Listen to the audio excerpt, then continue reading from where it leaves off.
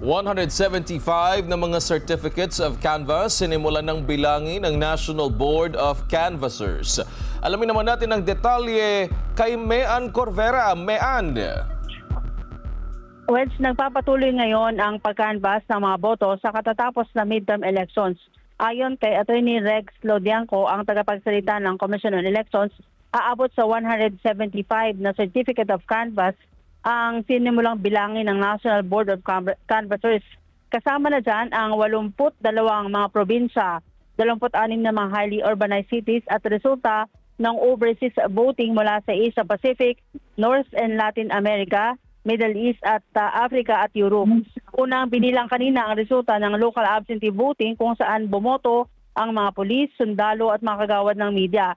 Sa partial official result ng local absentee voting, lumamang ang mga kalyado ni dating Pangulong Rodrigo Duterte na kinabibilangan niyan ni na Bongo nakakuha ng 45,581, si Senator Ronald Bato de la Rosa 44,818, si Congressman Rodante Marcoleta 34,543, si Attorney Jimmy Bondoc 32,784, si Attorney Raul Lambino na 28,765 at si Attorney Vic Rodriguez 26,856.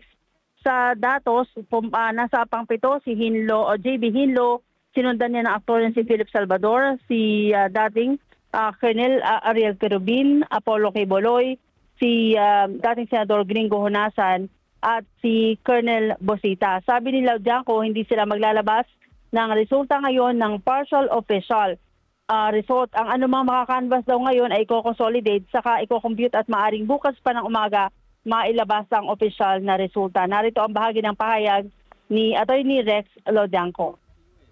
US po. Ang kakanvas niyan sa Washington, yung New York, San Francisco, Los Angeles, and all. Magiging certificates of canvas din po sila. Kaya po umabot sila sa 64. Yan. So natin,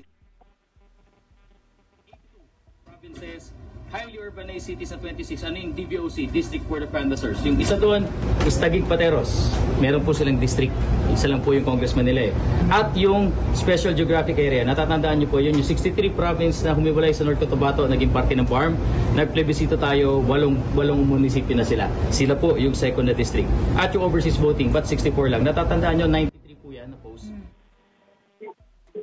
Sa ngayon, Wedge, ang sabi ng COMELEC, wala silang ilalabas kung sino ang mga lumamang sa mga kandidato sa pagka-senador at mga party list representatives. Para sa Mata ng Halalan 2025, Mean Corvera, matatag, matapang, matapat. Maraming salamat. Nagbabalita si Mean Corvera.